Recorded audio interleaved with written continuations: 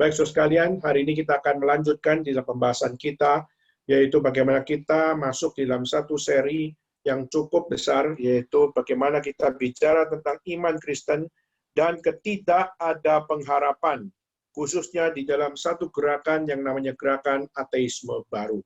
Kita sudah masuk di dalam poin sesi yang pertama, yaitu bagaimana kita melihat bagaimana satu orang yang bernama Sam, yang bernama akan Richard Dawkins, yang menuliskan satu buku yaitu The God Delusion, yang mengatakan bahwa agama itu adalah virus pikiran yang harus dilenyapkan, yang harus ditaklukkan, dan yang harus dimusnahkan.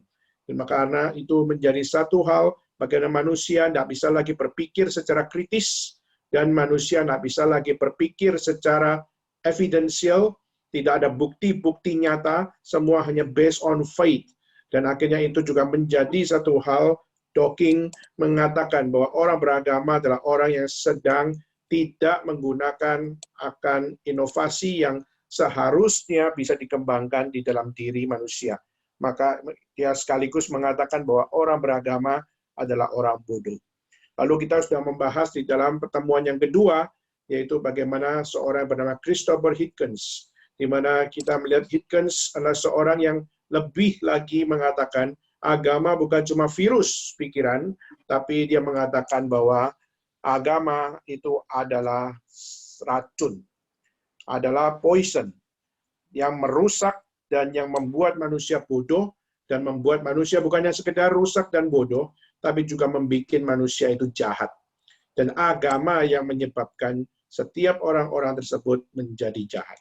Maka kita melihat begitu banyak kritikan-kritikan yang dimunculkan dari Hitchens, yang membuat orang-orang beragama harusnya minder, karena racun-racun itu bahkan yang sudah merusak pikiran, sehingga tidak lagi mencari bukti nyata atau tidak mencari evidence yang saintifik, sehingga akhirnya kita melihat orang-orang Kristen justru adalah orang-orang yang bermimpi di dalam ilusi dan sebagainya.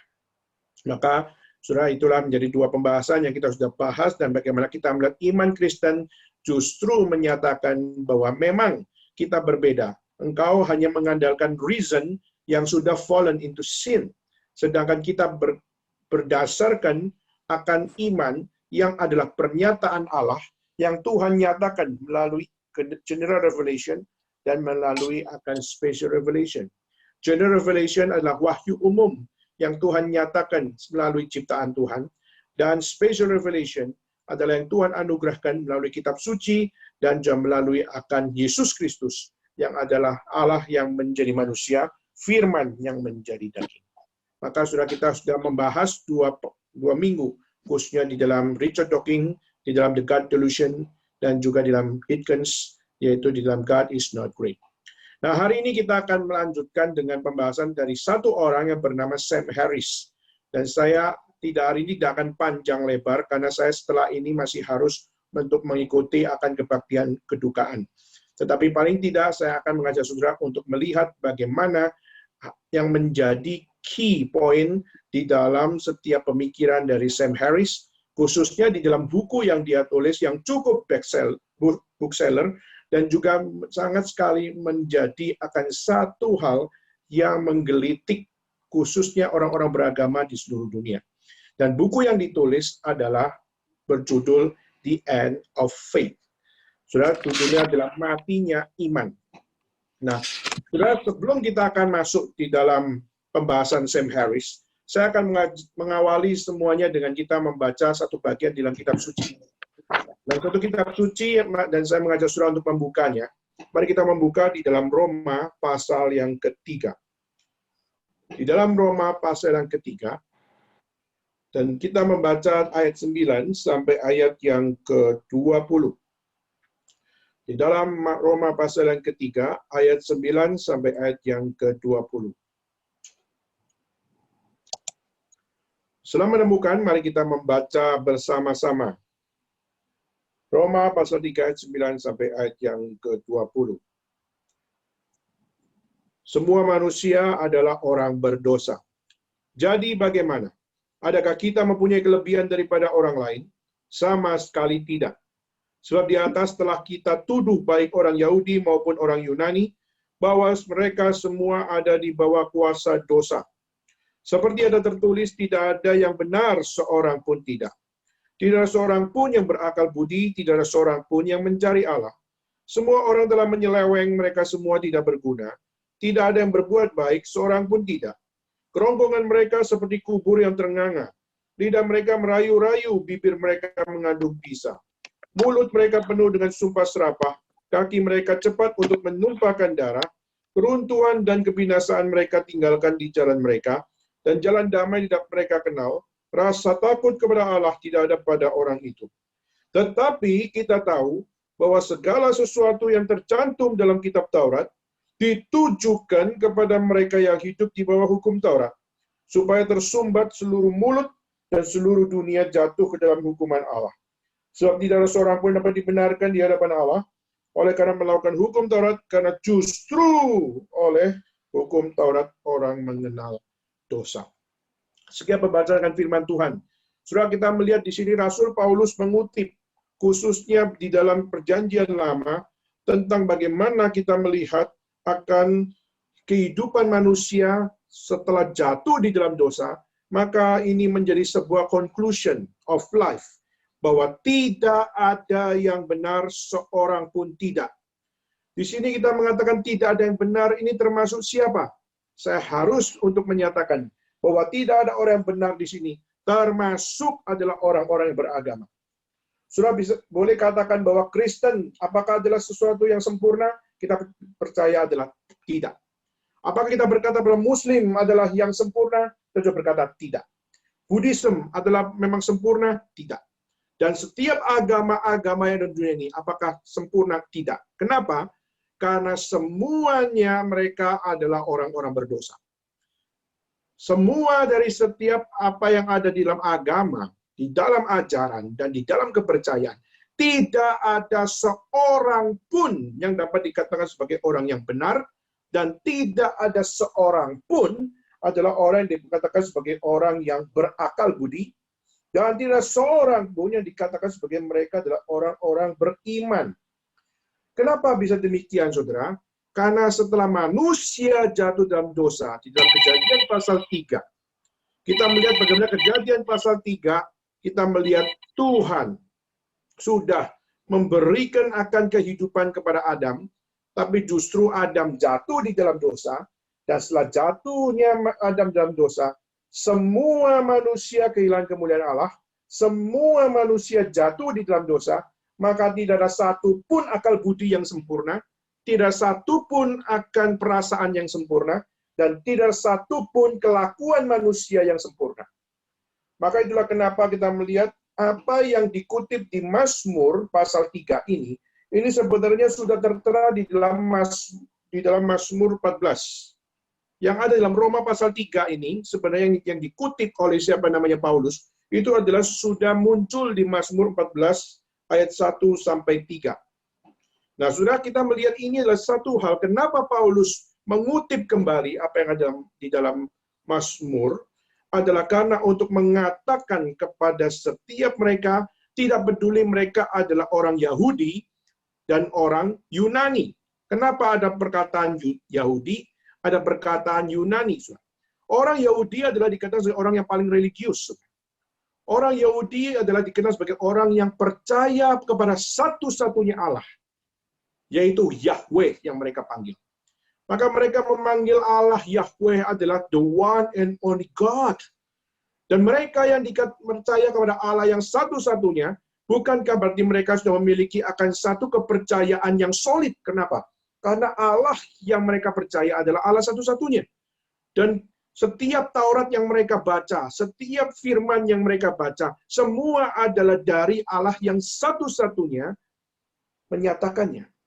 Maka bukankah berarti sudah sempurna orang-orang Yahudi di situ? Apakah berarti kita bisa katakan bahwa sebenarnya orang Yahudi, mereka sudah pasti dipastikan mereka adalah bangsa pilihan Tuhan yang pasti diselamatkan oleh Tuhan? Saudara, jawabannya adalah tidak. Meskipun mereka punya kepercayaan kepada the one and only God, tetapi pada saat hati mereka tidak terpaut kepada Tuhan, Di saat mereka tidak bisa mengimani firman dengan sungguh-sungguh di hadapan Tuhan, maka kita akan melihat orang Yahudi pun akan mati akan dosanya. Dia akan mati bersama dengan dosanya. Maka saudara, siapa bilang orang beragama pasti adalah orang yang pasti masuk surga? Jawabannya tidak. Justru kita melihat keyakinan bahwa orang Yahudi, kau juga harus sadar bahwa semua manusia adalah orang berdosa, dan kau adalah salah satu orang yang punya kemungkinan untuk dibuang oleh Tuhan. Tetapi juga kita melihat orang Yunani. Kenapa dengan orang Yunani, saudara? Orang Yunani seringkali dipanggil Gentiles. Gentiles itu adalah kafir, kalau pakai bahasa Arab. Dan Gentiles kenapa? Karena mereka tidak mempercayai akan apa yang difirmankan oleh Tuhan. Mereka hanya hidup dari mana, saudara? Pertama adalah mereka hidup dari mitologi-mitologi. Mereka belajar dari mitos-mitos. Di mana dari mitos-mitos itu mengajarkan kepada mereka bahwa hidup itu adalah keras adanya. Hidup itu begitu keras, kita melihat dewa-dewa saja berperang, dewa-dewa saja saling menyimpan dendam, dan dewa-dewa saja melakukan akan perbuatan-perbuatan yang keji kepada sesama dewa-dewinya. Maka itu menjadi satu pelajaran di dalam mitologi bahwa apa? Bahwa orang-orang Yunani mereka percaya hidup itu keras. Maka hidup harus adalah sebuah hal mengejar kebahagiaan yang sejati. Di mana kebahagiaan yang sejati bukan kebahagiaan yang mistikal. Tapi kebahagiaan yang sejati adalah haruslah adalah yang kita peroleh, yang kita taklukkan, dan yang kita nikmati sendiri. Sehingga saudara melihat, setelah dari mitologi, kita melihat bahwa orang-orang Yunani hidup di dalam filosofi. Mereka memakai resonance skill mereka untuk mereka mencari what is truth, mencari apa itu kebenaran. Lalu mereka mulai mencari what is pleasure, apa itu kenikmatan. Lalu mereka juga bertanya what is happiness. Saudara kalau mendengar semuanya ini, saudara akan bisa menelusuri. Philosophy of happiness digumulkan oleh Marcus Aurelius. Lalu philosophy of pleasure itu digumulkan oleh seorang bernama Epicurus. Lalu juga kita melihat juga akan what is truth, itu Socrates, Plato, dan Aristotle. Mereka sangat menggumulkan tentang itu. Maka kita melihat dari mitologi, akhirnya mereka turun, dan mereka akhirnya dengan reasoning skill mereka coba untuk mencari akan apa yang namanya kebenaran. Dan saudara, tetapi dari seluruh filsafat-filsafat yang mereka dengungkan, rupanya sampai pada hari ini, there is no absolute answer. Setiap orang yang berkecimpung di dalam filsafat, mereka hanya memberikan area kemungkinan yang mereka punya. Menurut pendapat saya, menurut opini saya, menurut pandangan saya, semuanya adalah menurut, but there is no absolute answer. Itulah kenapa sampai hari ini filosofi selalu berkembang, dan mungkin bisa kita pinjam istilah dari orang-orang yang mengejar dari pemikiran Dawkins adalah satu hal yaitu apa? Berevolusi. Sampai hari ini mereka berfilsafat, but there is no absolute answer di dalam setiap filsafat mereka. Bahkan sampai mereka mati pun, filsafat mereka yang mungkin di masa muda mereka kumpulkan, waktu mereka mati, mereka bisa berubah filsafatnya. Maka saudara, manusia bisa berubah di dalam cara berpikirnya. Manusia bisa berubah dalam cara berperasaannya. Manusia juga bisa berubah di dalam tingkah lakunya. Dan semuanya itu bisa di dalam kompromi dan juga bisa di dalam suatu yang berkontradiksi. Tetapi justru kenapa kita melihat dalam kitab suci banyak prinsip-prinsip yang kita bisa pegang bersama-sama. Karena kita percaya Alkitab tidak pernah bohong. Alkitab adalah firman Tuhan. Dan firman Tuhan selalu menyatakan realita. Jelek itu jelek, bagus itu bagus. Baik itu baik, tidak baik adalah tidak baik. Dan saudara, tidak peduli orang beragama, tidak peduli orang yang berfilsafat, mereka semua harus terima satu realita yang sama. Yaitu orang beragama, lu jangan lupa bahwa kamu adalah pendosa. Hei engkau yang berfilsafat, pikiranmu itu semua sudah berdosa. Maka apa yang kau pikirkan tidak akan mungkin memiliki akan absolute answer. Begitu juga orang yang beragama. Mungkin kau percaya kepada Tuhan, tapi hatimu tidak percaya kepada Tuhan. Hatimu belum full-hearted mengikut Tuhan. Dan juga hatimu masih belum membuka akan satu hal, bagaimana percaya bahwa satu-satunya Tuhan Allah adalah satu-satunya pegangan hidup. Sudah banyak orang-orang yang hari ini percaya kepada Tuhan hanya secara tradisi. Karena orang tuanya adalah orang beragama, maka dia menjadi orang beragama. Atau kalaupun dia tidak beragama, tapi menikah dengan calon istri yang beragama, akhirnya dia ikut menjadi orang beragama. Lalu pada saat menjadi seorang yang tidak memiliki akan prestasi apa-apa, tapi waktu ada satu kesempatan memperoleh prestasi, tapi melalui akan satu hal, bagaimana meninggalkan agama atau berpindah agama, maka semuanya itu menjadi sebuah realita yang banyak dilakukan. Maka saudara, Alkitab jelas mengatakan, jangan sombong, hei engkau orang beragama, karena justru engkau adalah tetap manusia berdosa. Tak ada seorang pun yang benar. Dan juga bagi orang yang berfilsafat, kau memang menggunakan anugerah Tuhan melalui setiap rasiomu, tapi tidak seorang pun yang benar. Maka kalau memang demikian, tidak ada yang benar, seorang pun tidak. Kalau gitu bagaimana kita bisa hidup di dalam kebenaran? Kalau tidak ada seorang pun dapat mewakili kebenaran. Kalau tidak ada seorang pun yang dapat mewakili apa yang namanya absolute answer. Jika demikian, siapa yang bisa memberikan absolute answer jika tidak ada kebenaran yang sejati di dalam dunia ini? Maka saudara, itulah kenapa kita harus belajar. Baik belajar dari filsafat.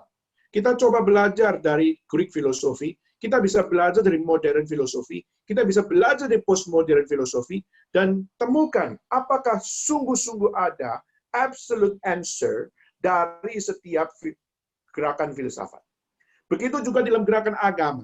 Kita melihat khususnya dari kekristenan, lalu juga kita melihat dari Katolik, lalu kita melihat dari Buddhism, kita melihat dari Konghucu, kita bisa belajar dari seluruh kitab suci yang ada.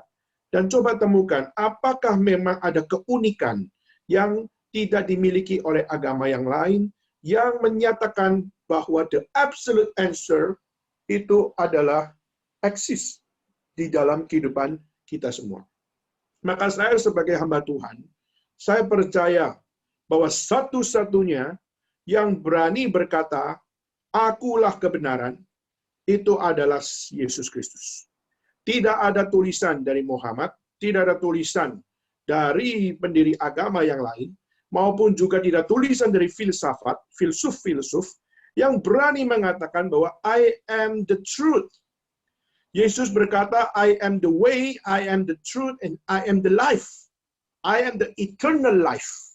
Sudah, itulah suatu proklamasi yang kita boleh baca semua kitab suci, kita bisa baca semua pemikiran filsafat, dan saudara harus memiliki kejujuran. Siapakah yang berani menyatakan bahwa akulah kebenaran? Maka kita melihat dari seluruh catatan-catatan sejarah, kita melihat catatan-catatan agama, dan catatan-catatan pemikiran-pemikiran filsafat, maka tidak ada seorang pun yang berani memberikan absolute answer yang menyatakan bahwa I am the way, I am the truth, and I am the eternal life. Sudah, maka kenapa orang Kristen justru sangat militan untuk memberitakan Injil dan memberitakan Kristus, karena kami melihat the uniqueness of Christianity adalah di dalam Kristus Yesus yang menyatakan akan siapa dirinya. Maka tanpa Yesus Kristus mengatakan, I am the way, the truth, and life, tidak seorang pun dapat sampai kepada Bapa jika tidak melalui aku. Dan tidak satu nama yang dapat membawa seluruh manusia dapat datang kepada Allah di bawah kolong langit ini. Maka hanya Dia satu-satunya. Dan saudara, itu tidak pernah muncul di dalam setiap kepercayaan, di dalam agama, maupun di dalam setiap pemikiran filsafat siapapun.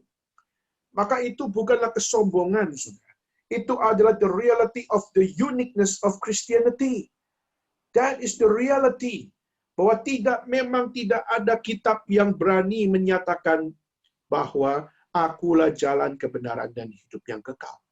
Maka jika kita melihat itu adalah the uniqueness of Christianity, dan itu adalah satu hal yang memang tidak pernah ada di dalam filsafat dan maupun tidak pernah ada dalam agama dan kepercayaan lain, kenapa kita tidak boleh untuk mempercayai bahwa Yesus Kristus, Jesus Christ, is the absolute answer of salvation. Kalau memang ada yang mengatakan bahwa I am the truth juga, kalau ada yang mengatakan I am the way juga, dan jika ada yang mengatakan bahwa I am the life juga, maka saudara, kita akan harus untuk dengan rendah hati untuk apa? Untuk mempelajari kembali. Dan untuk dengan rendah hati untuk apa? Jujur untuk melihat apakah sungguh Yesus adalah jalan yang satu-satunya. Di saat ada orang yang juga berkata, akulah jalan. Kalau ada pendiri agama yang juga berkata, I am the truth, maka kita harus rendah hati untuk mempelajari, sungguhkah Yesus Kristus adalah yang namanya kebenaran. Kalau di saat orang lain mengatakan, I am the truth. Demikian juga, jika ada orang yang berkata, I am the life, maka kita harus rendah hati dan jujur untuk berkata bahwa apa? Apakah sungguh bahwa Yesus Kristus adalah satu-satunya adalah hidup yang kekal, di saat orang lain mereka juga berkata tentang hidup yang kekal. Maka saudara, ini adalah satu hal yang kita harus untuk punya kesadaran bahwa apa? Orang Kristen bukan orang sombong. Orang Kristen bukan orang yang tidak berotak. Orang Kristen adalah orang-orang yang dengan rendah hati melihat bahwa realitas menyatakan bahwa dari seluruh catatan-catatan sejarah, catatan-catatan kitab suci, tidak ada satupun statement yang extraordinary, yang dinyatakan dengan spektakuler, menyatakan jalan kebenaran dan hidup adalah di dalam Yesus Kristus. Maka di luar Yesus Kristus, ayat ini harus menjadi ayat yang relevan bahwa tidak ada yang benar. Tidak ada seorang pun yang benar.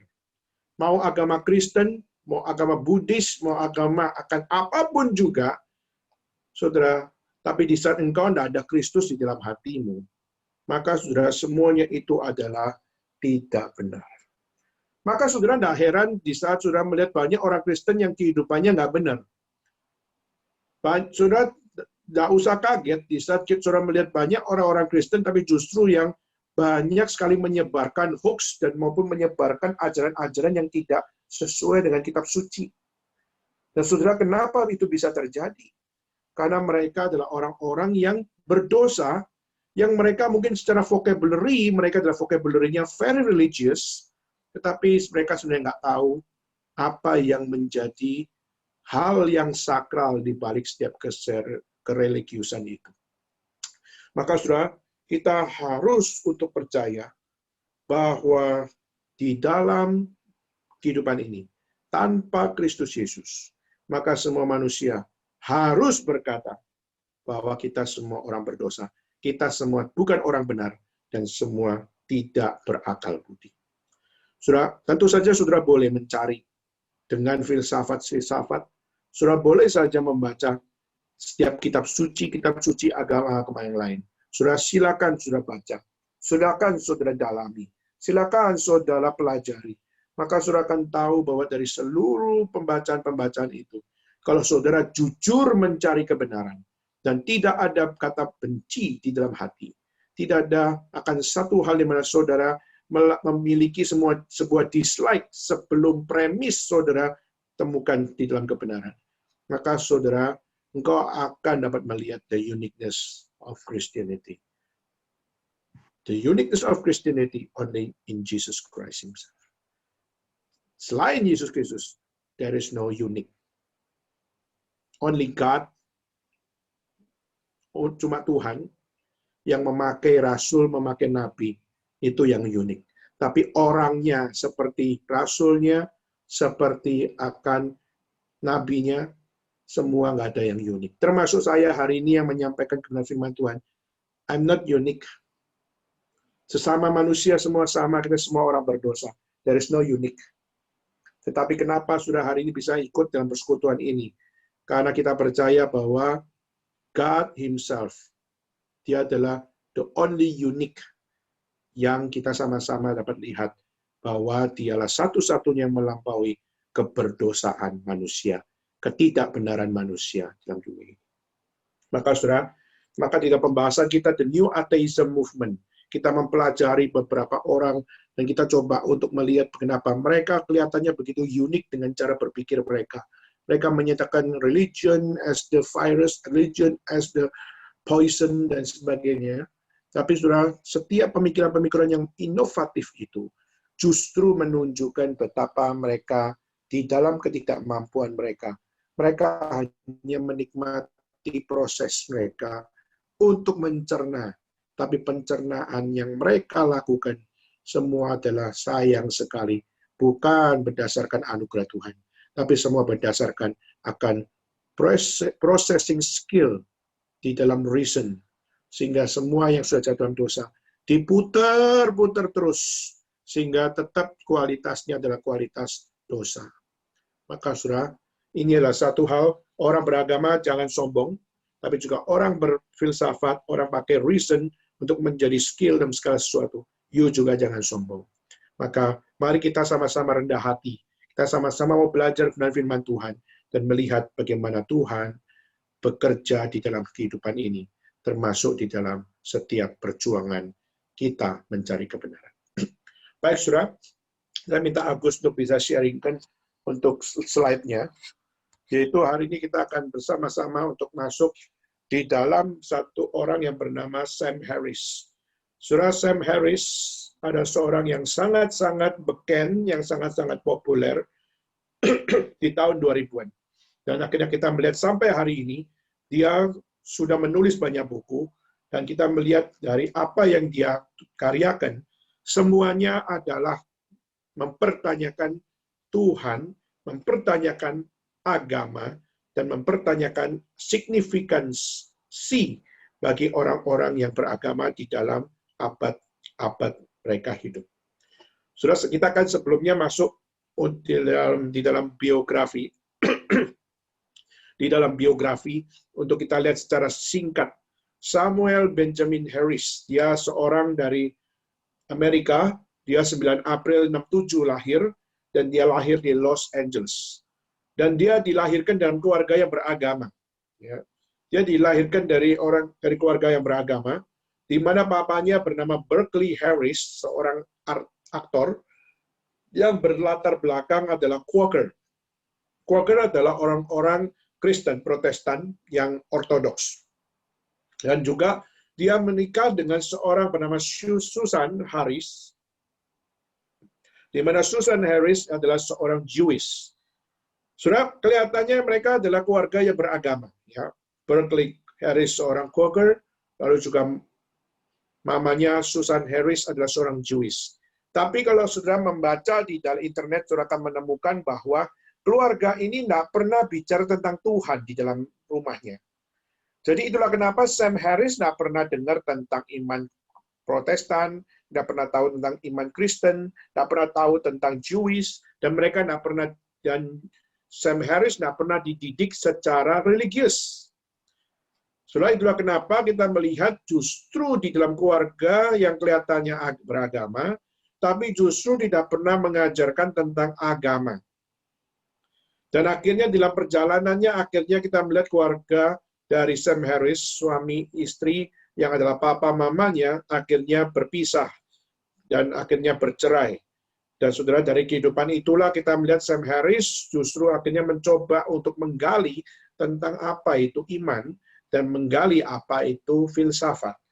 Maka saudara, Sam Harris akhirnya dikenal sebagai seorang author, seorang penulis buku.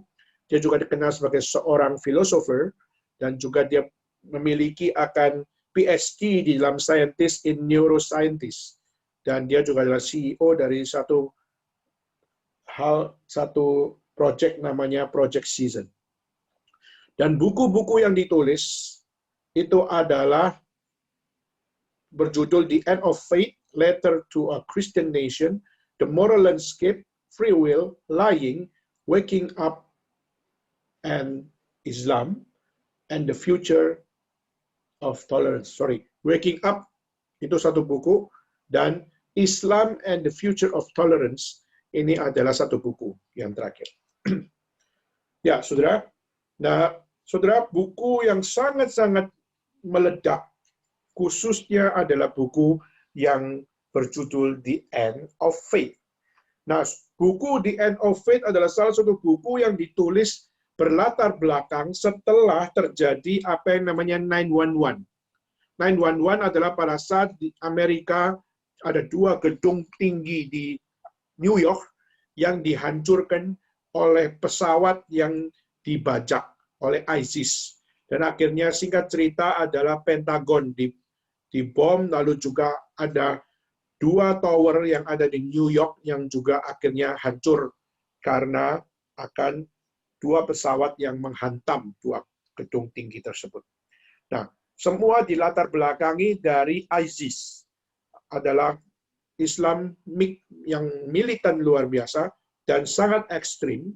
Dan akhirnya di situ kita melihat Sam Harris memberanikan diri untuk menulis satu buku yaitu The End of Faith. Nah, saudara, The End of Faith ditulis dengan latar belakang after 9/11, dan tentu saja melalui tulisan-tulisan itu, dia melakukan sebuah penyerangan. Dia melakukan attacking kepada pemikiran-pemikiran religius. Dan tentu saja di dalam buku itu yang paling diserang memang adalah Islamik. Tapi bukan berarti dia adalah orang yang hanya anti terhadap Islamik. Tapi dia juga orang yang menyatakan antinya kepada orang-orang Jewish, dan juga dia juga melakukan akan antinya terhadap orang-orang Kristen. Maka itulah kenapa kita perlu belajar seperti ini. Kenapa kita nggak belajar kitab suci saja? Kenapa kita harus mempelajari isu-isu kontemporer yang terjadi di dalam dunia ini? Saudara, karena zaman ini adalah zaman yang sudah bengkok luar biasa, dan sudah harus tahu bagaimana dunia ini berusaha untuk menawarkan yang mereka katakan new perspective. Mereka berusaha untuk memberikan new perspective of life, di mana kita mungkin hari ini percaya kepada Tuhan, kita percaya kepada firman Tuhan, semua itu adalah sesuatu yang bersifat ortodoks. Dan dunia berusaha menafsir ulang, melakukan rereading atau reinterpretation, supaya kalian sebagai orang-orang yang hidup dengan agamamu, coba baca ulang. Apa memang betul agamamu itu adalah benar? Apa memang betul bahwa kepercayaanmu itu sungguh-sungguh membawa kamu hidup lebih baik? Apakah betul kamu punya iman kepada Tuhan itu adalah iman yang bisa dibuktikan secara reason, dan sebagainya, dan sebagainya, sebagainya. Saudara, satu sisi kita harus bersyukur ada mereka. Kenapa, saudara? Dengan adanya mereka, kita akhirnya belajar bagaimana menggali ulang selama ini what kind of basic of Christian mindset atau Christian worldview yang kita punya. Cara pandang kita selama ini memandang segala sesuatu dari kacamata kekristenan itu seperti apa? Saudara, akhirnya kita belajar banyak. Melalui setiap protes-protes mereka, melalui setiap kritik-kritik mereka yang tajam tetapi tidak beralasan, atau mungkin tajam dan sangat menukik kita semua, tetapi justru ini menjadi sebuah pelajaran yang juga penting untuk melihat kita hidup harus bukan cuma sekedar belajar firman Tuhan, tapi kita harus melihat bagaimana Tuhan bekerja di dalam problematika kehidupan kita hari ini. Nah, saudara, saya sudah merangkumkan akan 3 hal, khususnya 3 hal yang ditawarkan di dalam buku The End of Faith ini. Jadi, di dalam buku itu dia memiliki 3 konklusi. Yang pertama yaitu adalah religion is bloody and violent. Dia menyatakan bahwa agama itu adalah penuh dengan darah dan penuh dengan kejahatan.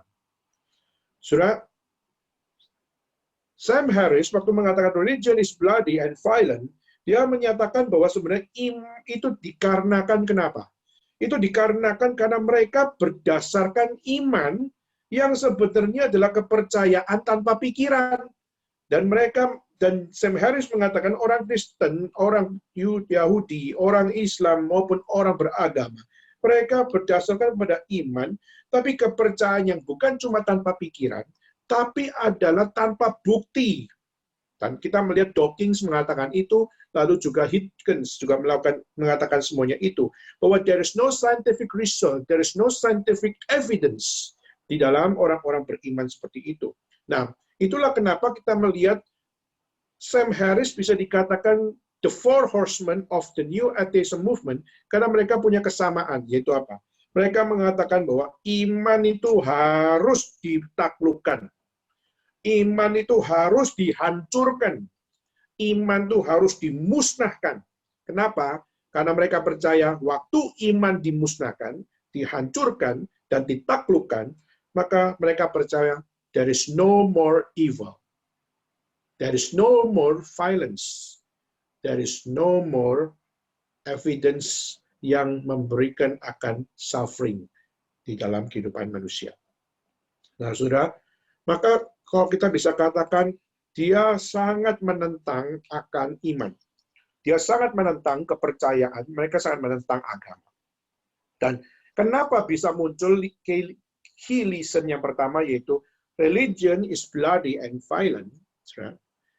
Karena si Sam Harris, dia adalah seorang yang sangat peduli untuk melihat apa betul bahwa orang beragama itu adalah orang-orang yang mengubah dunia.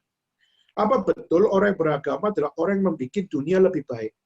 Dan apakah betul dunia itu dibikin oleh orang-orang beragama menjadi lebih makmur dan sebagainya? Saudara, akhirnya kita melihat di dalam setiap buku The End of Faith, akhirnya kita bisa melihat bahwa dia justru mengkonklusikan dari seluruh kepercayaan-kepercayaan yang ada, dia mempercayai bahwa religion itu adalah the root of all evils. Dia mengatakan bahwa justru agama itu adalah akar dari semua kejahatan. Karena semua kejahatan yang ada di dunia ini itu semua berelasi dengan agama. Dan dia mengatakan agama itu memiliki power. Tapi power agama adalah power yang unreasonable, dan power dari agama adalah power yang sebenarnya bisa dikalahkan, atau bisa disaingi, atau bisa dimusnahkan, dan bisa digantikan.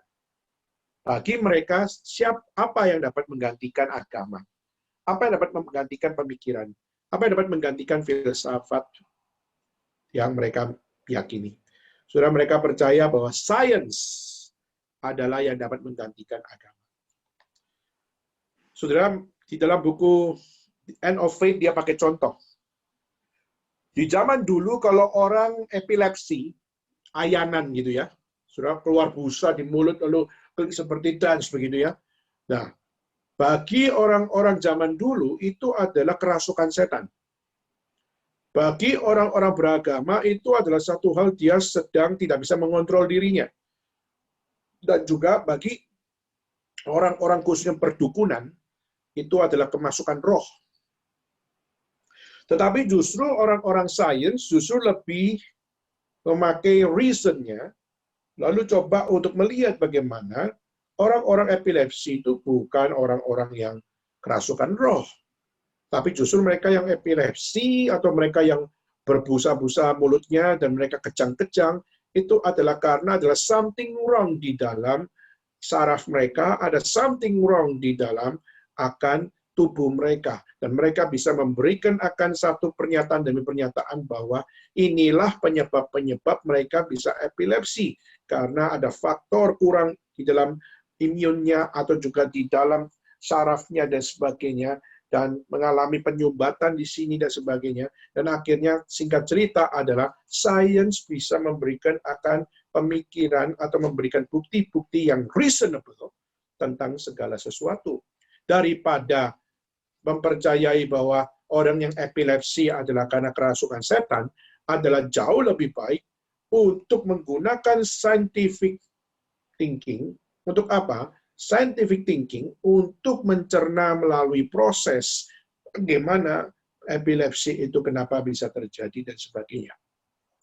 Dan itu salah satu kisah yang dimunculkan untuk mengkritik bahwa orang-orang beragama, mereka itu adalah pengambil jalan pintas yang paling bodoh. Karena cuma based on belief, based on faith, dan based on setiap apa yang dikatakan sebagai wisdom dari Tuhan.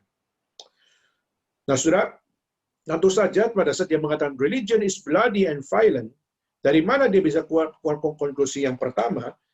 Dia mempelajari khususnya dari agama-agama. Maka 3 agama yang paling banyak menjadi concern dia adalah Islam, khususnya yang menjadi background dari 911. Lalu juga kedua adalah Jewish, yang menjadi background dari orang tuanya, dan juga kekristenan yang juga menjadi background dari orang tuanya. Dan sudah panjang lebar tentang ini, dan saya hanya akan memilih satu kasus demi satu kasus saja, karena waktu kita memang tidak banyak, lalu juga kita memang ini hanya sebuah introduction, nah mungkin bisa membahas satu buku orang hanya di dalam 1-2 jam. Maka kita, kalau memang mau membahas dengan detail, kita perlu satu seminar 3 jam atau 4 jam khususnya untuk menggali sungguh lebih detail tentang segala sesuatunya. Tapi paling tidak, saudara, kita bisa mencicipi setiap apa yang menjadi isi dari buku tersebut. Pertama, saudara, dia mencoba melihat dari akan ajaran dari Islam. Ya. Khususnya dia tidak bisa menerima satu realita bahwa bagaimana mungkin agama Muslim melakukan apa yang namanya jihad, tetapi jihad itu dilakukan dengan pembunuhan terhadap diri sendiri untuk menjadi pemicu kematian lebih banyak orang. Jadi kita melihat bagaimana Sam Harris menganggap bahwa bom bunuh diri ini adalah kecil luar biasa. Bom bunuh diri adalah satu hal yang dia coba untuk tahu kenapa sih kok ada orang gila yang mau mengebom dirinya, membajak satu pesawat, lalu akhirnya bunuh diri dan membawa 250 orang atau 500 orang untuk menabrakkan 1 atau 2 gedung yang ada di New York. Dan akhirnya kita melihat ribuan orang mati. Dan bukan cuma orang di pesawat yang mati, tapi juga orang yang ada di gedung 2 tower itu. Dan akhirnya singkat ceritanya adalah kita melihat ribuan orang mati. Dan sampai sekarang 911 menjadi satu peristiwa yang diingat bagaimana satu fenomenal, yaitu 2 pesawat mengebom atau 2 pesawat ditabrakkan di dalam 2 gedung yang ada di New York. Dan sudah dibalik semuanya itu adalah klaim bahwa ISIS yang melakukannya, dan bom bunuh diri dan menabrakkan pesawat itu dibaca oleh orang-orang Muslim, khususnya Muslim ekstremis, adalah sebuah peperangan. Sebuah peperangan yang melawan orang kafir. Satu peperangan yang melawan orang kafir, di mana Quran menjadi sumber jihad, sumber dari ajaran itu, yang mereka kutip dari An-Nisa 74-78. Dan saudara, Sam Harris mengatakan bahwa justru ini adalah satu hal yang sangat-sangat keji, sangat-sangat tidak berbudaya, sangat-sangat jahat, dan sangat-sangat berdarah. Lalu dia mengatakan bahwa jihad, apakah dia bersifat political power, atau jihad adalah sebuah transforming life. Ada sesuatu di mana kita berubah. Dengan kita jihad, misalnya kita melawan apa yang namanya satu hal, kita melawan nafsu kita sendiri. Maka akhirnya kita menjadi orang-orang yang mentransformasi hidup sendiri. Atau kita mau mentransform community dengan satu hal hidup sehat.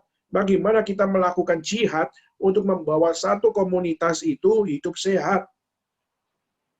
Dan itu adalah satu hal yang mereka dan Sam Harris tanyakan, yaitu apakah sungguh jihad itu adalah sesuatu yang political power yang sangat-sangat bersifat apa namanya merusak atau membawa akan satu problematik bangsa menjadi sebuah hal yang dikaitkan, atau justru adalah cuma urusan diri sendiri.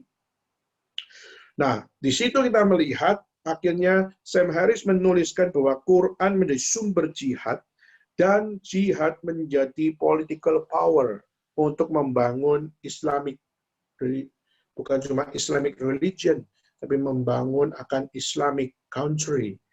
Dan kita melihat ini yang menjadi satu hal yang dia katakan, untuk mewujudkan agamanya, untuk mewujudkan negara agamanya, maka segala sesuatu adalah diizinkan. Maka kafir harus dimusnahkan. Lalu orang-orang yang berbeda agama dengan dia harus dibunuh. Dan juga setiap orang-orang yang tidak benar di mata mereka, mereka harus untuk dihukum mati, dan sebagainya. Saudara, ini adalah salah satu di mana mendasari dari konklusi bahwa religion is bloody and violent.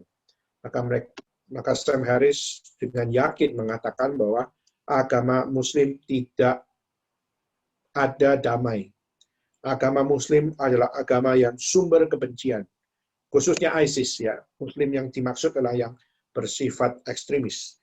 Dan juga apa yang ada di dalam Islamic culture, semuanya itu adalah berdasarkan kepada political power.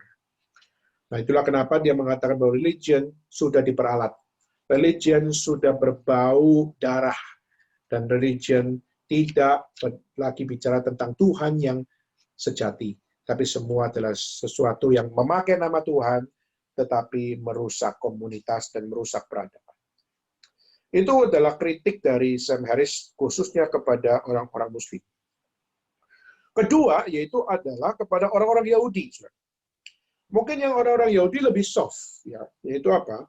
Dia mengatakan bahwa orang-orang Yahudi di seluruh dunia dikenal sebagai bangsa yang paling kasihan. Memang kalau melihat di Perjanjian Lama, bangsa Yahudi adalah bangsa yang dijaga Tuhan, disayang Tuhan, bahkan diberikan pertolongan oleh Tuhan. Tapi justru kita melihat di dalam perkembangan sejarah, justru orang-orang Yahudi adalah yang paling banyak dibantai di dunia ini. Orang-orang Yahudi adalah orang yang paling banyak menjadi korban, dan bahkan peristiwa-peristiwa Auschwitz, peristiwa-peristiwa Holocaust, ini menjadikan satu peristiwa-peristiwa yang sangat-sangat berdarah. Kenapa, saudara? Karena orang-orang Yahudi dibantai oleh, khususnya kita melihat yang paling getol adalah Nazi, ya, oleh Hitler, di mana Hitler justru banyak sekali membunuh bukan cuma puluhan ribu orang, tapi jutaan orang untuk menjadi korban dari Holocaust. Nah, tetapi kelihatannya di awal-awalnya dia menyatakan bahwa memang orang Yahudi itu kasihan luar biasa. Tetapi dia mengatakan, meskipun kita bisa kasihan kepada bangsa-bangsa Yahudi, tetap saja kita harus lihat, kita harus realistis. Kenapa orang Yahudi kok bisa sampai begitu dibantai? Kenapa orang Yahudi harus sampai jutaan orang dibinasakan, dimusnahkan? Kenapa bisa demikian? Dan Sam Harris mengatakan bahwa Holocaust tidak mungkin menjadikan orang Yahudi menjadi korban kalau tidak ada sebabnya. Maka akhirnya dia mengungkapkan apa penyebab orang-orang Yahudi dibantai. Dan akhirnya dia menaikkan satu isu, yaitu apa? Ingat, orang Yahudi adalah orang-orang yang memiliki dogma. Memiliki dogma atau memiliki doktrin. Doktrin yang mereka punya adalah doktrin apa? Doktrin yang mereka punya adalah kami adalah kaum pilihan Tuhan. Kami adalah bangsa yang terpilih. Kami adalah imamat yang rajani. Di mana kami adalah yang bagi Tuhan kami itu seperti biji mata Tuhan. Dan setiap statement-statement itu menjadi sebuah statement-statement yang sangat-sangat rasis. Yang menunjukkan bahwa kami adalah yang paling disayang Tuhan. Kami dipilih Tuhan, kami tidak minta tapi kami dikasih anugerah sama Tuhan, kami dikasih pertolongan oleh Tuhan, dan seluruh kisah Perjanjian Lama menggambarkan betapa orang Israel yang sebenarnya nggak punya apa-apa, tapi modalnya cuma Tuhan Allah, dan akhirnya orang Israel bisa survive karena Tuhan. Nah, saudara, Sam Harris justru akhirnya melihat dogma ini dogma imamat rajani, dogma tentang kaum pilihan, bangsa pilihan, dan sebagainya. Ini adalah bibit intoleransi. Ini adalah bibit intoleransi. Dan bibit intoleransi inilah yang membuat orang agama-agama lain atau pemikir-pemikiran lain itu semua terusik dengan statement tersebut. Maka menurut Sam Harris, tidak heran kalau orang agama lain akhirnya berusaha untuk melenyapkan Yahudi, berusaha untuk menghancurkan dan membuang akan budaya kepercayaan mereka kepada Allah, kepada Yahweh. Maka saudara, bagi mereka ini adalah the spirit of intolerance. Maka Sam Harris mengatakan inilah yang harus dimusnahkan. Karena justru karena bangsa yang seperti ini adalah bangsa yang sudah membuat dunia tidak harmonis. Saudara, itulah kenapa kalau ini kebalikannya, kalau yang tadi di dalam ISIS punya pemikiran justru akhirnya agama menjadi bloody adalah karena melihat orang kafir. Tapi justru di sini kita melihat orang Yahudi, mereka dibinasakan, dimusnahkan di dalam peristiwa Auschwitz dan peristiwa dari apa yang namanya Holocaust. Itu adalah karena hal di mana mereka adalah orang-orang yang mengklaim mereka adalah bangsa pilihan Tuhan. Yang mengklaim mereka adalah bangsa katanya adalah pilihan Tuhan. Dan akhirnya mereka yang adalah bangsa pilihan Tuhan itu intolerance. Mereka anggap. Dan akhirnya mereka justru mengatakan, Yahudi kenapa menjadi bangsa yang sengsara? Karena salahmu sendiri. Kenapa Yahudi kamu bisa dimusnahkan di Auschwitz dan di Holocaust sampai jutaan orang? Adalah karena salahmu sendiri. Dan karena salahmu sendiri, kamu memproklaim diri sendiri adalah kaum pilihan Tuhan, bangsa pilihan, maka kamu menerima violence. Dan itu adalah karena salahmu sendiri. Maka saudara, ini adalah satu kritik yang kedua yang dimunculkan dari Sam Harris. Saudara, ketiga, yaitu adalah kita melihat di dalam kritik yang ketiga adalah religion is bloody and violent adalah karena dia melihat kepada orang-orang Kristen. Dan kita melihat di dalam budaya orang Kristen, ajaran-ajaran orang Kristen adalah ajaran-ajaran yang sangat-sangat menghalalkan apa yang namanya sebuah hal pertobatan. Dan juga bukan cuma menghalalkan pertobatan, tapi juga adalah yang sangat membuat perbudakan, tema slave itu adalah tema yang banyak sekali dimunculkan di dalam perjanjian baru. Misalnya kalau kita melihat Paulus mengatakan dari Paulus, hamba Kristus. Kata hamba di situ adalah memakai kata slave. Yang lebih tepat adalah budak. Nah, saudara, kita melihat vocabulary tentang perbudakan dipakai.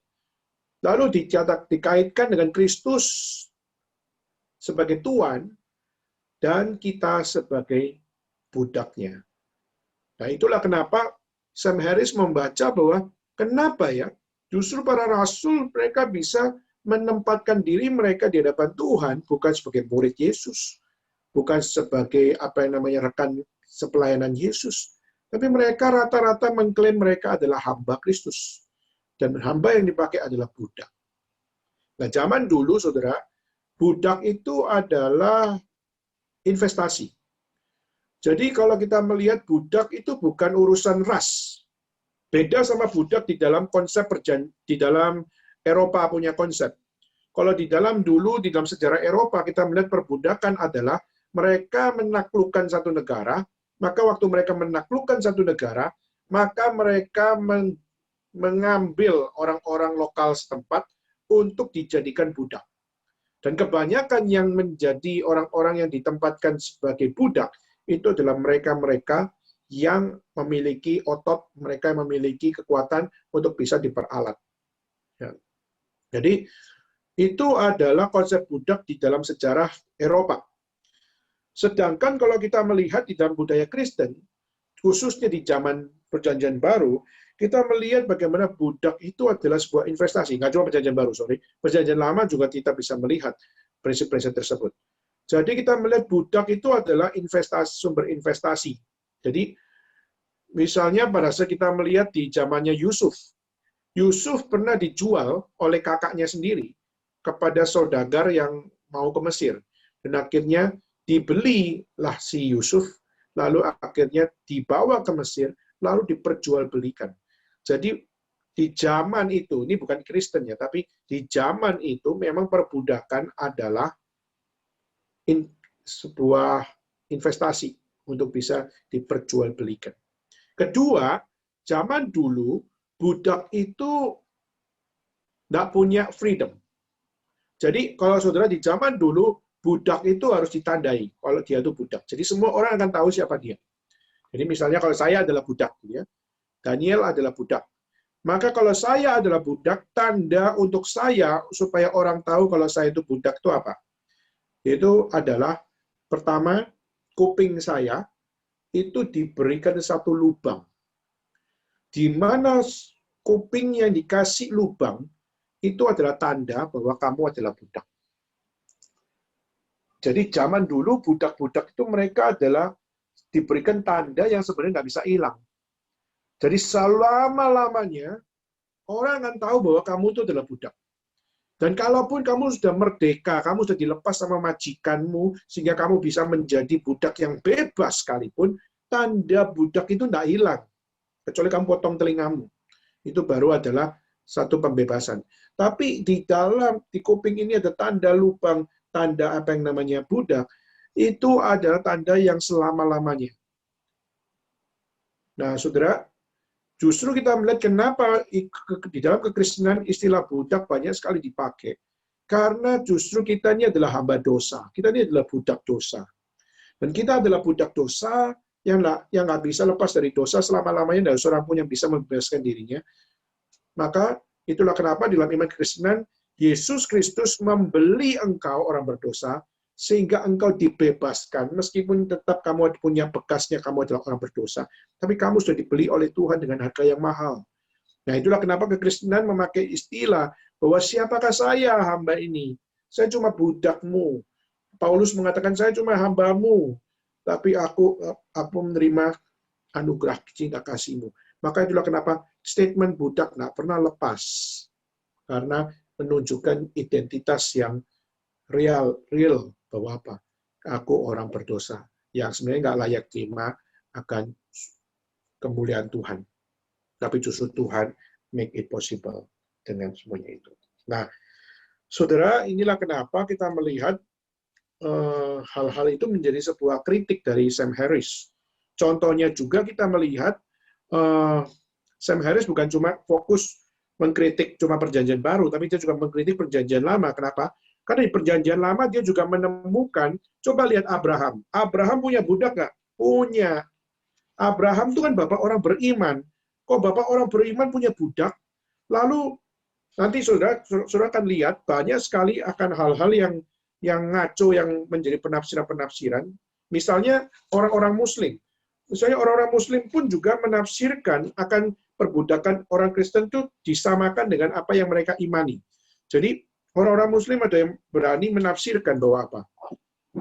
Yang berani menafsirkan bahwa kalau kita melihat orang Kristen, orang-orang yang bilangnya adalah mereka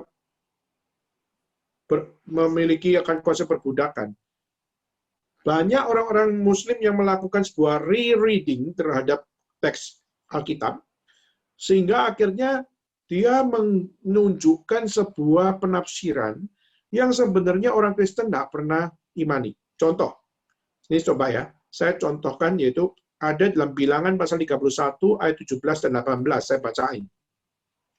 Maka sekarang bunuhlah semua orang laki-laki di antara anak-anak mereka, dan juga semua perempuan yang pernah bersetubuh dengan laki-laki, haruslah kamu bunuh. So, ini konteksnya adalah karena kita melihat bangsa orang tidak beriman ya.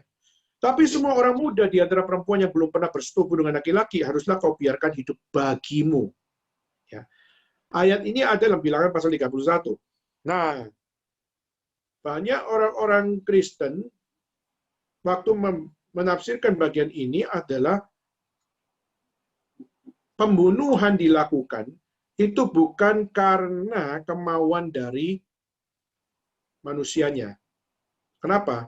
Karena kalau manusianya yang melakukan satu otoritas untuk membunuh, itu adalah satu otoritas yang tidak diperbolehkan. Jadi kalau kita bisa katakan sebenarnya boleh nggak bunuh? Yang berhak bunuh itu cuma Tuhan. Karena dia adalah satu-satunya yang berhak. Maka di luar Tuhan, tidak ada seorang pun yang berhak untuk melakukan pembunuhan.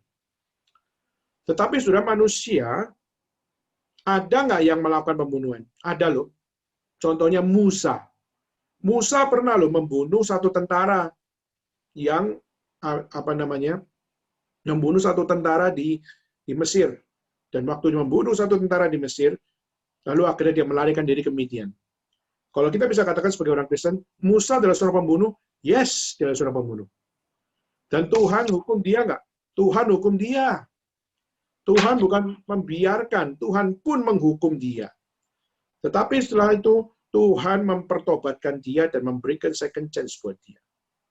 Nah, saudara, maka itulah kenapa otoritas membunuh itu hanya ada pada Tuhan Allah. Tuhan berhak yang membunuh. Manusia nggak dikasih hak. Kenapa? Karena manusia tidak tahu membunuh itu untuk apa.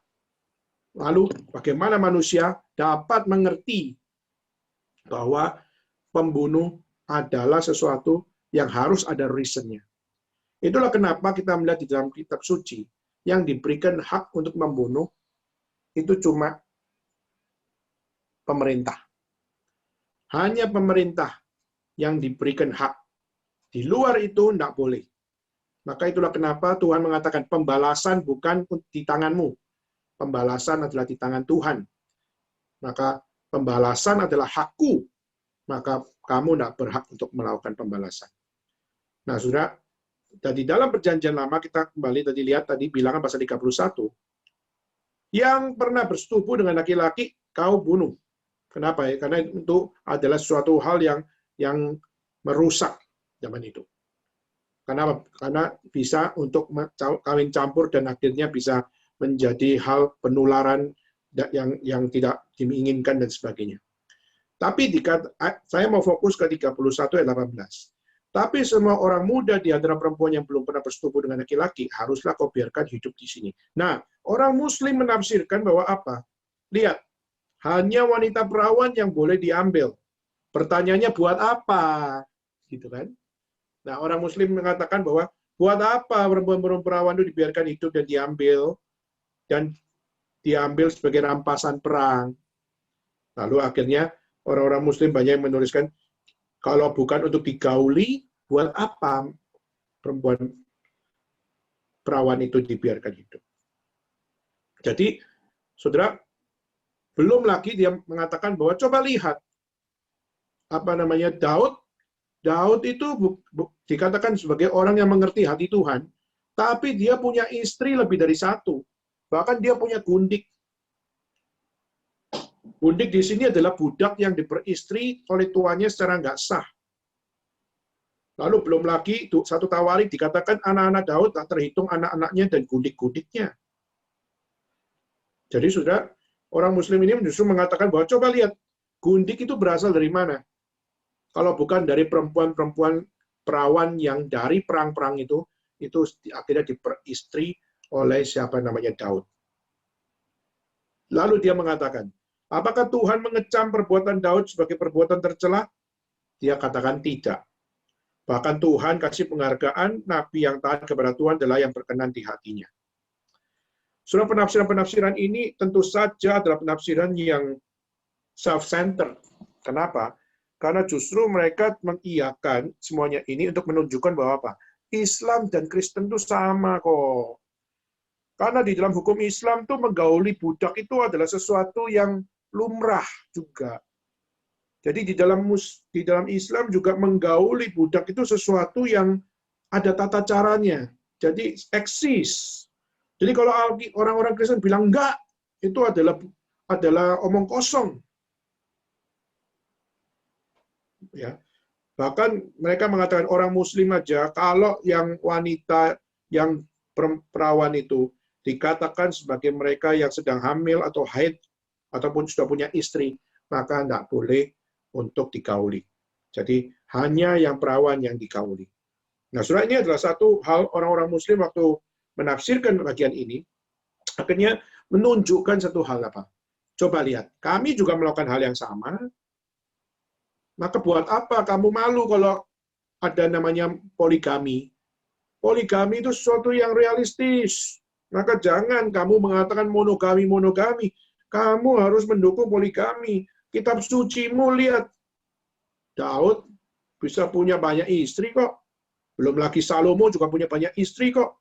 Dan menggauli siapa? Menggauli perempuan-perempuan perawan yang diperoleh dari peperangan. Maka bagi siapa yang namanya orang-orang Muslim, banyakkan yang menafsirkan bagian ini. Mereka mengatakan bahwa orang-orang Kristen itu nggak konsisten dengan penafsirannya. So, bagaimana kita melihat hal ini? Dan ini tentu saja adalah satu hal yang Sam Harris juga lihat. Coba lihat. Sesama orang beragama saja, kamu membaca budaya di dalam penafsiran yang berbeda satu dengan yang lain. Gimana bisa membawa dunia lebih baik? Kalau yang satu tafsir begini, tafsir begitu, tafsir begini, tafsir begitu, dan akhirnya tambah kacau. Ya. Maka religion is bloody and violent. Ini menjadi satu konklusi yang pertama, yaitu agama justru tidak membuat dunia lebih baik, tapi justru membuat lebih kacau. Itu pertama. Kedua yaitu religion and ethics. Nah, ini dia juga mengkritik apa, saudara? Mengkritik apa yang namanya morally errors. Jadi melihat bagaimana kalau Tuhan itu ada, tidak seharusnya hal-hal yang horor itu terjadi.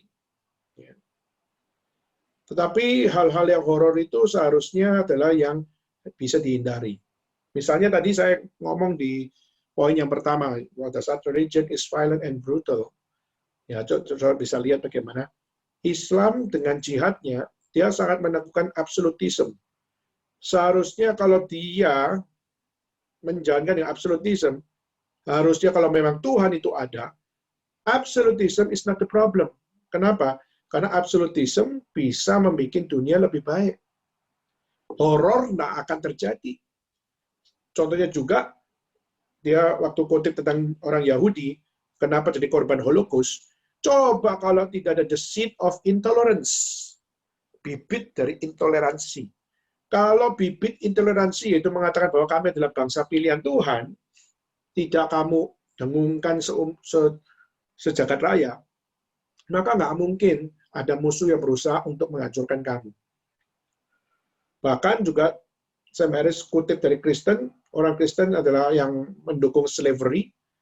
Justru orang Kristen, apakah memang membuat horor itu hilang? Enggak loh. Justru orang Kristen itu adalah, bagi Sam Harris itu orang-orang bodoh. Kenapa? Karena dia mengatakan orang Kristen itu seperti cult. Cult itu apa ya? Sekte. Ya. Sekte mengorbankan diri untuk orang lain. Mengorbankan diri untuk Tuhan, mengorbankan diri untuk orang lain. Maka itulah kenapa bagi Sam Harris goblok banget tuh, bodoh banget tuh. Sekte yang mengorbankan manusia untuk melakukan pengorbanan. Ya. Jadi,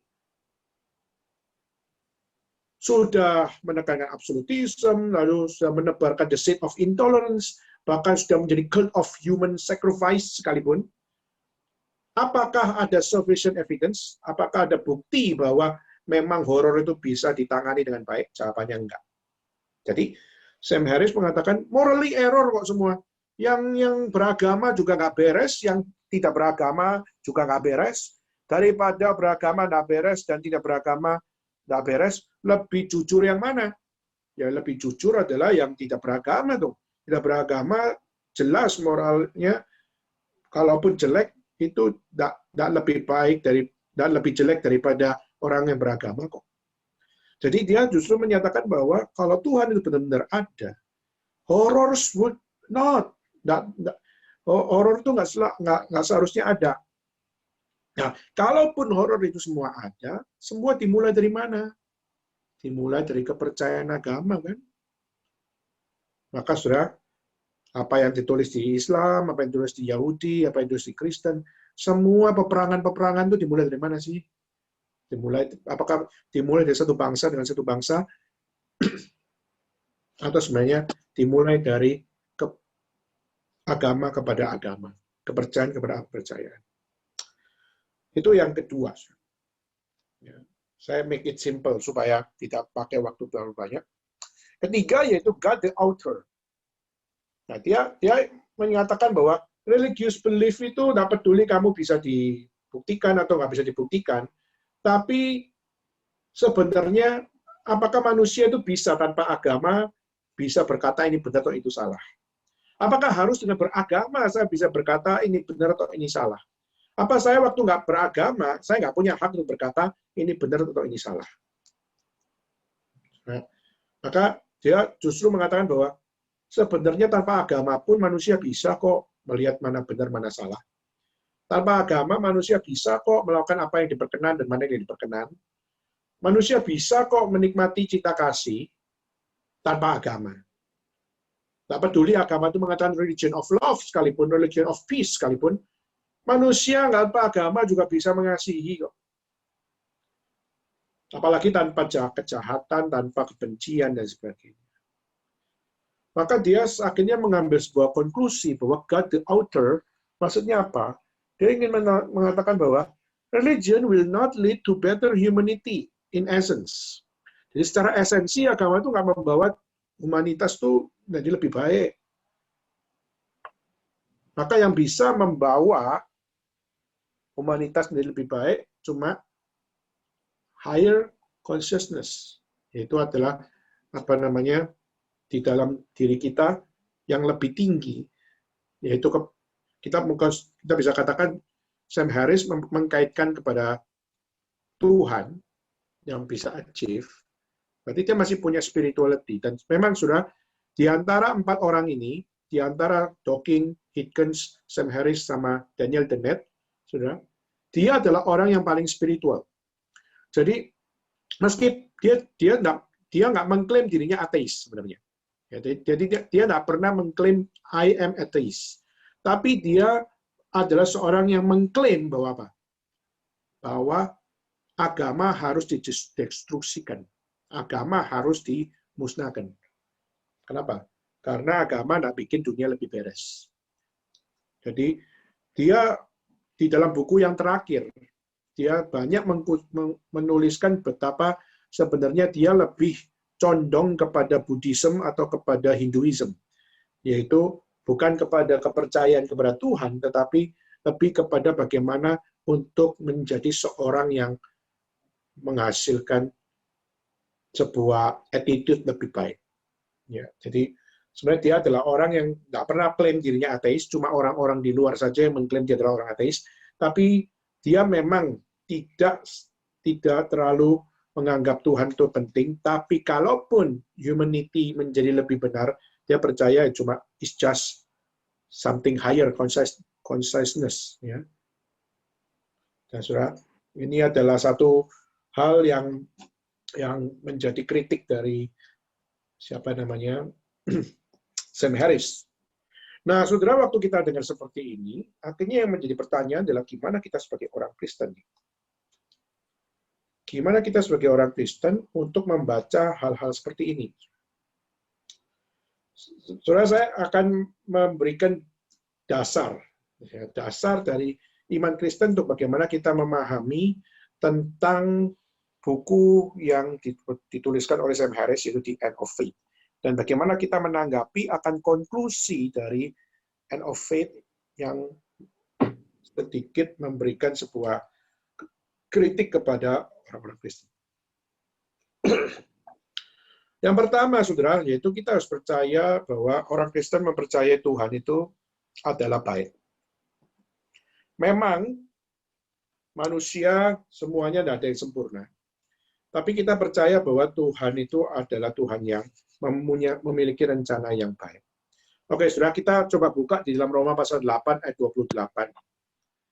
Saya minta untuk satu rekan kita bisa bacain. Ya. Saya minta untuk Monica Lauda bisa bacain. Monica Lauda yang sekarang ada di Jakarta bisa membacakan Roma pasal 8 ayat 28. Ayat ke-20. Suaranya bisa lebih keras? Oh ya, kedengaran kok? Ya. Roma 8 ke-8. Kita tahu sekarang bahwa Allah turut bekerja dalam segala sesuatu untuk mendatangkan kebaikan bagi mereka yang mengasihi Dia, yaitu bagi mereka yang terpanggil sesuai dengan rencana Allah. Ya.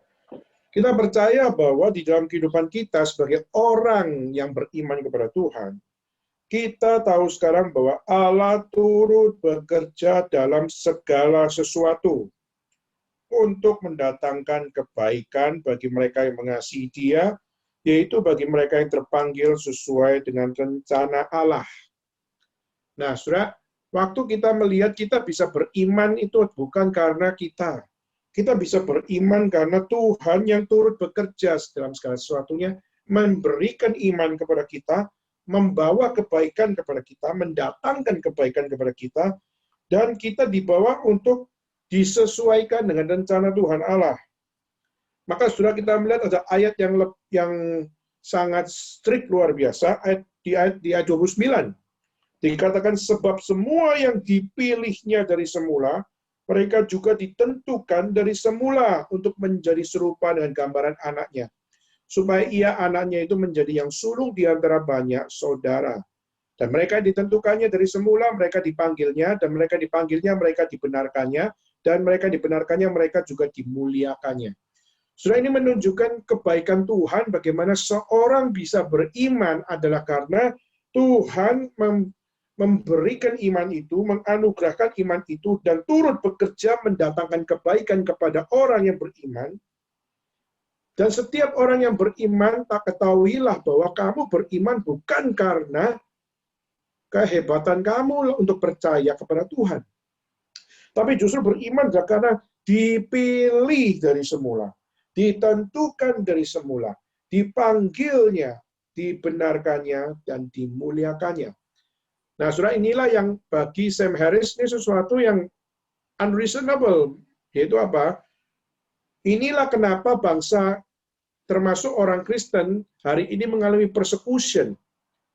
Contohnya hari ini di Cungko kita melihat banyak gereja-gereja ditutup, banyak gereja-gereja yang ditangkepin. Lalu kita melihat bagaimana pendeta-pendeta dimasukkan penjara, orang-orang Kristen tidak berikan akan sebuah keleluasaan untuk beribadah.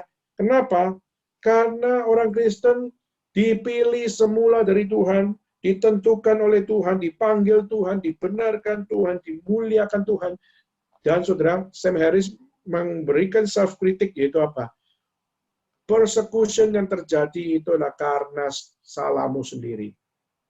Saudara, orang lain mau ngomong seperti itu, saudara, itu adalah sebuah realita, mulut mereka mengatakan itu. Tapi kita sebagai orang beriman, kita harus percaya God is good. Tuhan itu baik. Dan Tuhan itu baik, dan Tuhan itu turut bekerja di dalam segala sesuatu, in the good way or in the bad way, in the bad condition or the good condition, mendatangkan kebaikan.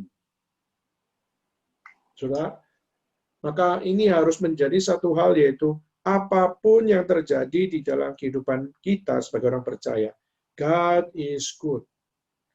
Dan God is good bukan cuma sekedar statement, tetapi ada sebuah kehidupan yang diajarkan dari kitab suci. Contohnya adalah Sadrak, Mesak, Abednego. Waktu dia dimasukkan dapur api, dibakar. Tapi justru mereka mengatakan, kalaupun Tuhan tolong saya, maka kami akan bersyukur sama Tuhan. Dan kalaupun Tuhan tidak tolong kami semua, kami pun tetap bersyukur kepada Tuhan. That is faith. Orang beriman adalah in the good way atau in the bad way of situation. God is always good, bring goodness. Pertanyaannya, do you have faith or not? Maka kita percaya bahwa faith itu we're just receiving. We're just receiving what He has revealed to us. Iman itu adalah kita menerima secara total apa yang Tuhan berikan bagi kita, dan itulah yang menjadi satu hal yang Tuhan wahyukan itu. Itulah satu pegangan saudara dan saya. Maka memang orang-orang di luar kekristenan tidak bisa ngerti hal ini. Apalagi yang tidak percaya tentang iman, pasti tidak bisa ngerti. Tetapi saudara, hanya anugerah Tuhan yang dapat membukakan kepada mereka bagaimana God is good, dengan membawa setiap apa yang menjadi iman, itu dapat memberikan akan satu hal, semuanya tak lepas dari inisiatif Tuhan. Dipilih, ditentukan, dipanggil, dibenarkan, dan dimuliakan. Kedua, saudara, kita orang Kristen percaya bahwa we are all sinful. Tadi saya sudah mulai dengan ayat ini, yaitu Roma pasal 3, yaitu bagaimana tidak ada seorang pun yang baik, tidak ada seorang pun yang mencari Tuhan Allah, tidak ada seorang pun yang sempurna. Maka kalau nggak ada Tuhan yang baik, itu yang memberikan iman untuk kita bisa dituntun di dalam kebenaran. Kita tidak mungkin bisa dengan agama kita melakukan kebaikan. Kita tidak mungkin dengan agama bisa melakukan hal yang benar. Ya. Saudara, waktu tadi saya mengatakan tentang misalnya perbudakan. Tadi saya ada mengatakan bahwa perbudakan perempuan-perempuan yang belum bersetubuh dengan laki-laki, mereka justru adalah perempuan-perempuan yang harus dibiarkan hidup untuk apa? Untuk dijadikan selir, untuk dijadikan akan istri keberapa dari raja dan sebagainya. Sudah banyak orang menafsirkan itu adalah tujuannya. Tapi saudara tahu tidak bahwa sebenarnya di dalam Alkitab, khususnya di dalam tradisi Yahudi, sebenarnya orang menjadi budak itu adalah status sosial. Jadi sebenarnya budak itu bisa bermacam-macam. Pertama adalah budak yang dari perang, lalu akhirnya mereka dijadikan budak untuk bekerja, supaya mereka bisa melakukan pekerjaan-pekerjaan yang dibutuhkan untuk menjadi sumber daya manusia untuk bangsa yang mengalahkan. Dan tidak sedikit memang banyak bangsa-bangsa yang menjadikan perempuan-perempuan itu menjadi boneka seks mereka. Tapi saudara, di dalam tradisi Yahudi justru Israel tidak menjadikan perbudakan itu menjadi sebuah hal yang sama seperti bangsa-bangsa yang lain. Karena Tuhan tidak mengizinkan akan apa yang dilakukan oleh bangsa-bangsa lain, itu dilakukan oleh orang-orang Israel. Jadi kita melihat banyak orang-orang Israel justru budak itu tidak semuanya adalah perempuan. Ya. Jadi kalau memang di ayat tadi itu adalah memang perempuan yang dijadikan isunya. Tapi justru kita melihat perempuan-perempuan itu tidak selalu adalah budak. Jadi kalau di dalam perjanjian lama kita melihat budak itu tidak selalu akan perempuan, tetapi juga ada orang-orang yang memiliki memiliki kelebihan. Jadi misalnya dia adalah tabib, atau dia adalah ahli hukum, atau dia adalah seorang gembala, atau dia adalah seorang yang pelayan raja. Nah, itu jadikan budak. Jadi mereka punya ability sendiri, maka kadang itulah yang menjadi setelah mereka menjadi budak untuk menjadi orang yang melakukan pekerjaan. Nah, itu kita bisa lihat seperti Yusuf, di mana Yusuf akhirnya jadikan akan pembantu, ya, dijadikan pembantu, lalu sampai akhirnya bisa jadi gubernur. Oke. Tapi jadi perbudakan itu tidak selalu yang negatif seperti yang dilakukan oleh bangsa-bangsa. Justru dari tradisi Yahudi sebenarnya kita melihat orang-orang yang dijadikan budak nggak selalu jadi budak seks, seperti yang diimani oleh orang-orang Muslim. Justru Tuhan mengutuk perbudakan. Kalau gitu, Abraham punya budak itu apa? Ya. Kalau memang perbudakan Tuhan itu enggak agree, ya. Kalau Tuhan betul-betul adalah mengutuk perbudakan, kenapa kok bisa Abraham, Ishak, Yakub, mereka punya budak-budak juga. Ayub, mereka juga punya budak-budak. Saudara, ada hal budak itu ada dua macam. Pertama yang dari bangsa lain, ya. Tapi di dalam Keluaran pasal 13-14, saudara nanti bisa baca di rumah supaya kita singkat waktu. Tapi kita melihat Keluaran pasal 13 ayat 14, Keluaran, budak itu juga adalah orang-orang Ibrani.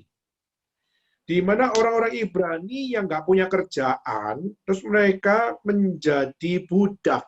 Jadi menawarkan diri menjadi budak. Jadi budak itu nggak selalu adalah dari bangsa lain yang kita jajah, kita kalahkan, lalu akhirnya ambil mereka menjadi budak. Nggak selalu demikian. Tapi juga adalah budak karena status sosial nggak punya uang, dan menjadi salah satu pekerjaan. Ya. Jadi budak itu di dalam tradisi Yahudi rada beda dengan budak yang dimaksud khususnya di dalam culture-culture yang lain. Ya, jadi sudah Tuhan mengutuk perbudakan khususnya yang berdasarkan misalnya ras. Orang kulit hitam jadiin budak, orang kulit putih jadi atasan. Itu yang Tuhan kutuk.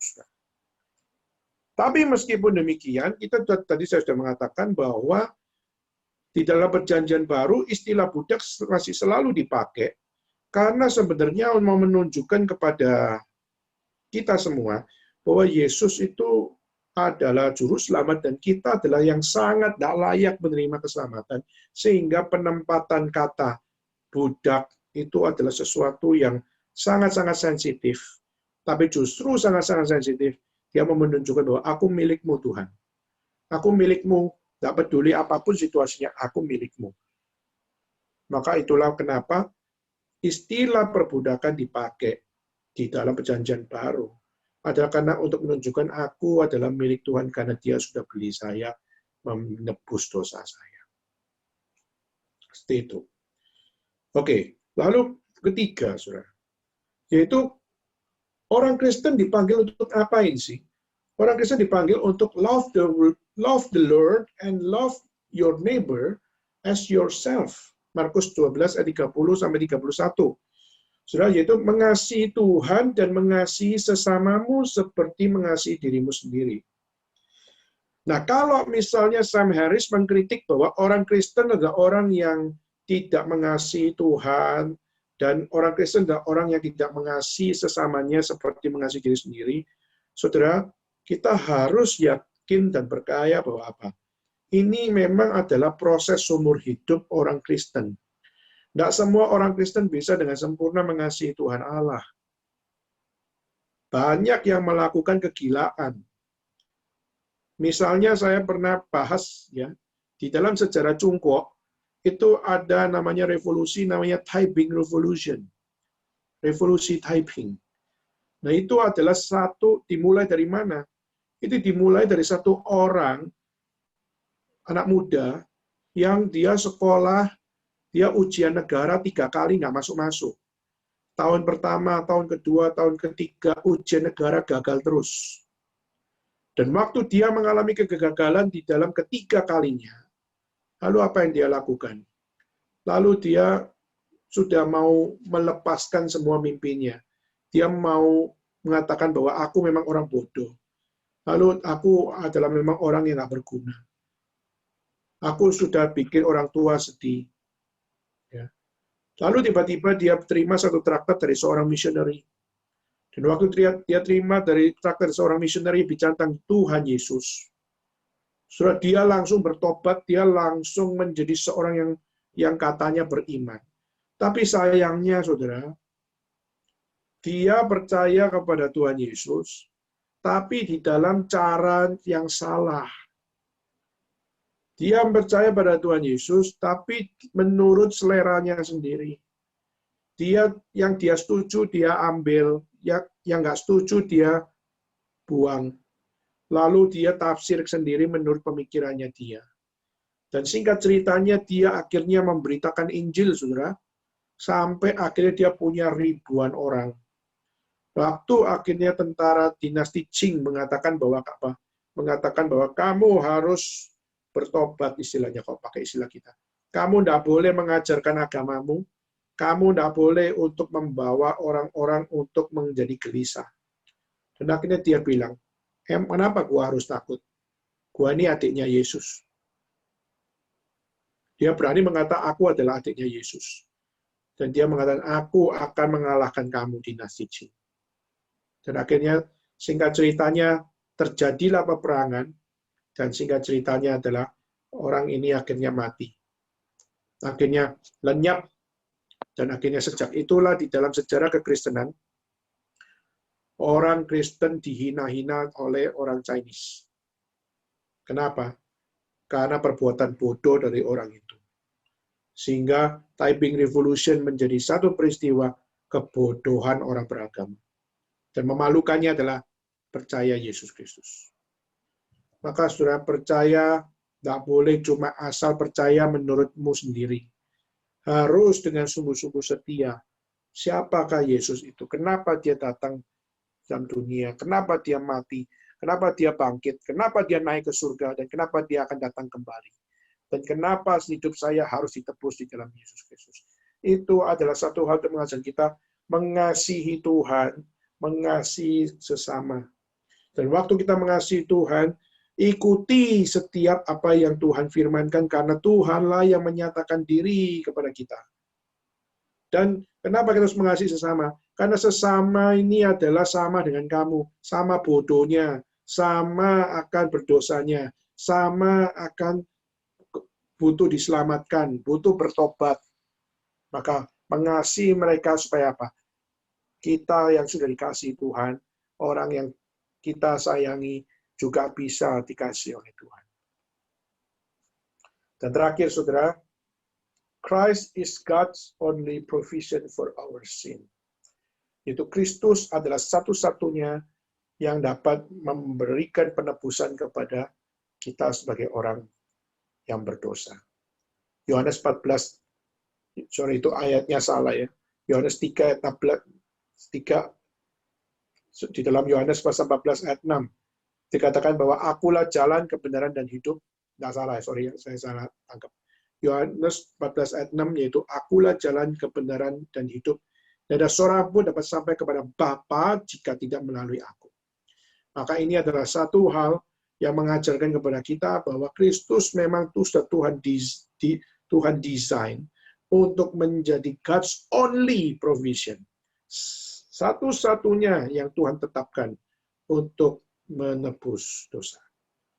Maka tidak ada seorang pun dapat sampai kepada Bapa jika tidak melalui aku. Dan Kisah Rasul pasal 4 ayat 12 dikatakan bahwa di bawah kolong langit tidak ada satupun nama yang dapat membawa engkau kepada Tuhan. Hanya Yesus Kristus satu-satunya nama. Maka iman Kristen tidak seharusnya menjadi iman yang mati, seperti Sam Harris. Iman Kristen tidak seharusnya iman yang harus dimusnahkan.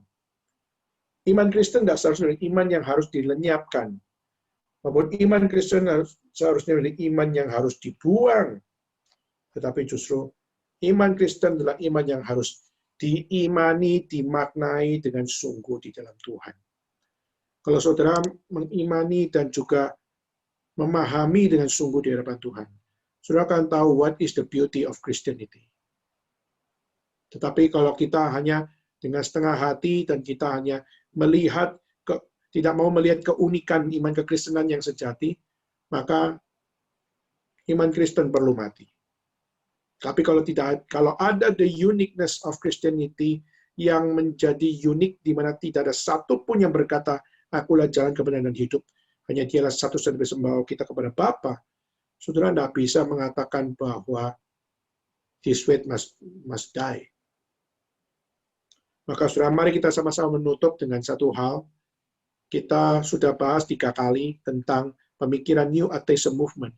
Mereka sangat rajin dan getol berusaha untuk menggoncangkan iman kekristenan. Dan saya percaya kenapa mereka ada.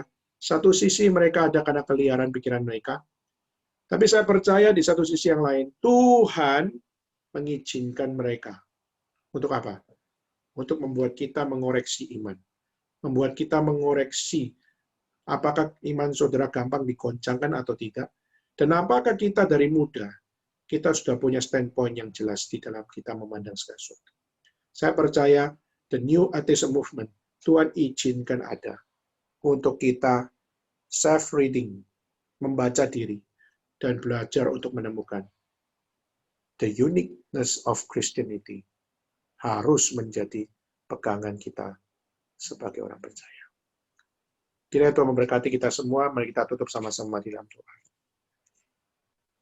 Saya minta dua rekan kita berdoa, saya minta satu orang Nelson, dan juga saya minta untuk satu rekan lagi, yaitu Vio, untuk berdoa.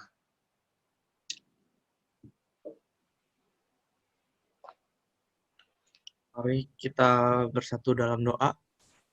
Ya Bapa di surga, Tuhan mengucap syukur untuk firman yang sekali lagi kami boleh dengarkan untuk sesi ketiga ini, Tuhan.